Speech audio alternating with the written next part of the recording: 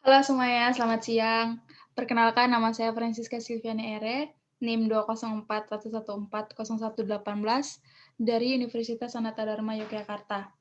Di sini saya akan mempresentasikan tentang morfologi dalam istilah bidang bahasa dan sastra Indonesia.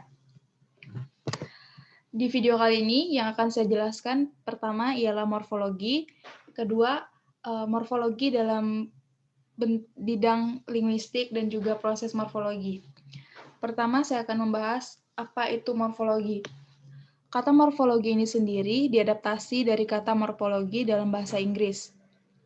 Kata mor memiliki arti bentuk, sedangkan logi artinya ilmu. Secara harafiah, kata morfologi mengandung arti ilmu bentuk. Dalam ilmu bahasa, morfologi diartikan sebagai salah satu cabang linguistik atau ilmu bahasa yang mengkaji morfem dan kata. Kalau dikatakan, morfologi membicarakan masalah bentuk atau pembentukan kata, maka semua satuan bentuk dan jenisnya akan melibatkan pembicaraan mengenai komponen atau unsur pembentukan kata itu, yaitu morfem, baik morfem dasar maupun morfem afiks. Dengan berbagai alat, proses pembentukan kata melalui proses afiksasi, duplikasi atau pengulangan dalam proses pembentukan kata, melalui proses reduplikasi, penggabungan dalam proses pembentukan kata, melalui proses komposisi, dan sebagainya. Jadi, ujung dari proses morfologi ialah terbentuknya kata dalam bentuk dan makna sesuai dengan keperluan dalam satu tindak tuturan kata. Morfologi atau ilmu bentuk kata adalah cabang linguistik yang mengidentifikasi satuan-satuan dasar bahasa sebagai satuan gramatikal. Morfologi mempelajari seluk-beluk bentuk kata serta pengaruh perubahan-perubahan bentuk kata terhadap golongan dan arti kata. Dapat pula dikatakan bahwa morfologi mempelajari seluk-beluk bentuk kata serta fungsi perubahan-perubahan bentuk kata itu, baik fungsi gramatikal maupun fungsi semantik. Dalam ilmu morfologi terdapat morfem, yaitu bagian terkecil dari sebuah kata. Secara singkat, morfem mempelajari satuan terkecil dari kata yang sudah tidak bisa terbagi lagi. Meskipun begitu, setiap morfem memiliki makna baik gramatikal maupun leksikal. Terdapat berbagai jenis morfem dalam bahasa. Pengklarifikasian jenis morfem ini dibagi dalam beberapa kriteria. Misalnya, jenis morfem berdasarkan kriteria kebebasannya, keutuhannya, maknanya, dan lain sebagainya. Selanjutnya, satuan terkecil dari kata dapat diklarifikasi lagi atas morfem bebas atau free morfem, yaitu morfem yang dapat berdiri sendiri tanpa adanya penambahan morfem lain, atau dengan kata lain, morfem ini menjadi satuan kata sendiri, seperti pada kata buku dan cepat. Morfem lain yang merupakan bentuk yang tidak dapat berdiri sendiri tanpa direkatkan pada morfem lain, misalnya morfem bebas, yaitu morfem terikat atau bound morfem. Bentuk ini kerap kali dikenal sebagai afiks karena morfem ini bukanlah kata, akan tetapi merupakan bagian dari kata. Sebagai contoh, morfem me, di, pe, dan an. Selain mempelajari bentuk kata, morfologi juga mempelajari proses pembentukan kata atau bisa juga disebut sebagai proses morfologi. Pembentukan kata bisa dilakukan melalui beberapa proses, di antaranya adalah penciptaan kata baru atau coinage. Biasanya kata tersebut muncul dari suatu produk di pasar, lalu digunakan untuk mengacu pada produk lain yang serupa. Misalnya kata aqua untuk mengacu pada air minum kemasan lain. Proses morfologi lainnya adalah peminjaman kata atau borrowing, yaitu meminjam kata dari bahasa lain. Misalnya kata sofa yang berasal dari bahasa Arab. Proses lain adalah kata majemuk, yaitu proses pembentukan kata dengan menggabungkan dua kata atau lebih. Misalnya kata meja hijau, dan proses lain yang merupakan proses pembentukan kata yang kerap digunakan adalah afiksasi atau affixation, yaitu proses penambahan morfem terikat ke morfem bebas untuk menambah makna leksikal atau gramatikal. Terdapat 4 komponen dalam proses pembentukan kata-kata. Komponen yang pertama yaitu bentuk dasar dari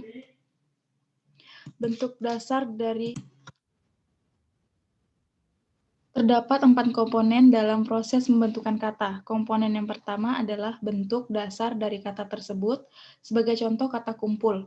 Selanjutnya, ada komponen yang alat pembentuknya adalah afiksasi dan reduplikasi. Makna gramatikal dan kata atau hasil yang diperoleh dari proses morfologi adalah komponen lainnya dalam proses morfologi. Sekian dari yang sesi pertama. Selanjutnya akan saya jelaskan apa itu fungsi linguistik dalam morfologi. Seperti yang kita ketahui, morfologi merupakan salah satu cabang linguistik atau ilmu bahasa yang menyelidiki seluk-beluk struktur internal kata dan pengaruh perubahan struktur tersebut terhadap arti dan golongan kata. Struktur internal kata terdiri dari satuan-satuan gramatikal terkecil yang disebut morfem. Oleh karena itu, objek kajian terbesar dalam morfologi ialah kata, sedangkan objek kajian terkecilnya adalah morfem. Menurut Verhaar dalam buku Asas-asas Linguistik Umum, morfologi ialah cabang linguistik yang mengidentifikasi satuan-satuan dasar bahasa sebagai satuan gramatikal. Di dalam kajian linguistik, morfologi berarti cabang ilmu bahasa yang seluk-beluk bentuk, kata, dan perubahannya, serta dampak dari perubahan itu terhadap arti atau makna dan kelas kata. Manusia sendiri merupakan salah satu-satunya spesies yang memiliki bahasa.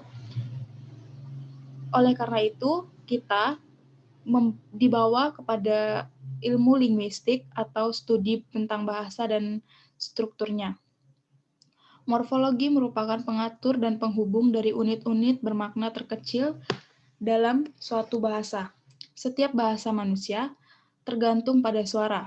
Ketika suara tertentu digabungkan dengan cara tertentu, kata, frasa, dan lainnya, akhirnya kalimat dapat dibuat. Seperti itulah cara pesan dikirim dan diterima untuk memahami morfologi. Kita perlu mengetahui istilah morfem yang merupakan unit terkecil dari sebuah kata dengan makna. Morfem lebih dari sekedar huruf.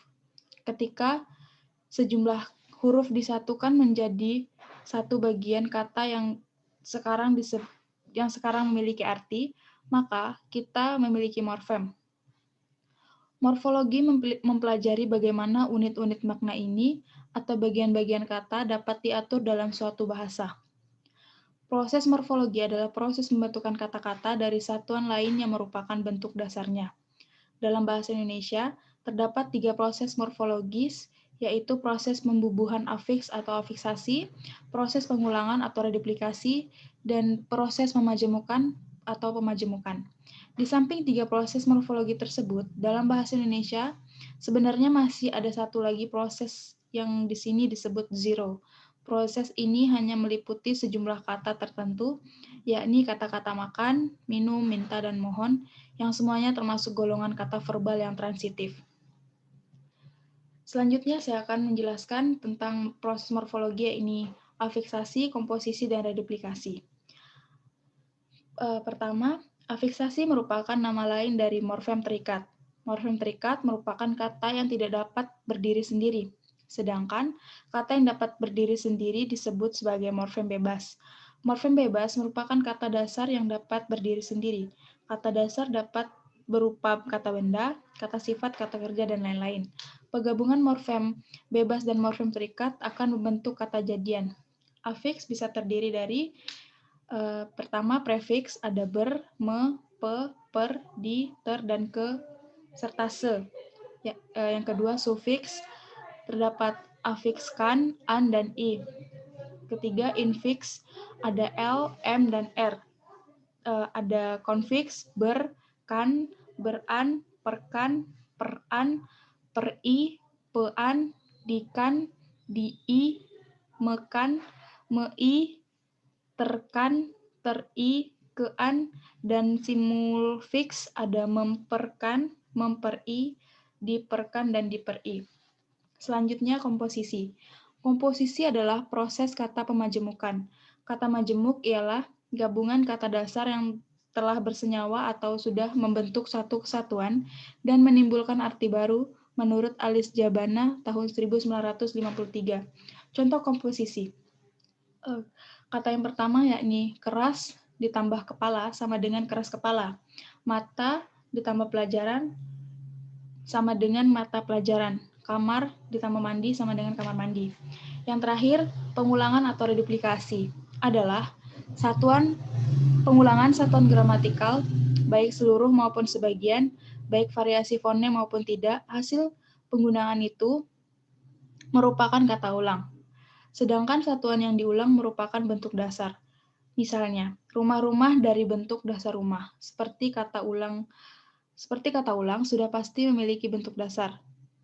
Kata-kata seperti sia-sia, mundar-mandir, dan lainnya dalam tinjauan deskriptif tidak dapat digolongkan kata ulang karena sebenarnya tidak ada satuan yang diulang.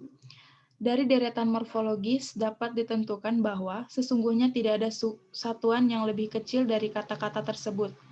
Secara historik atau komparatif, mungkin kata-kata itu dapat dimasukkan ke dalam golongan kata ulang.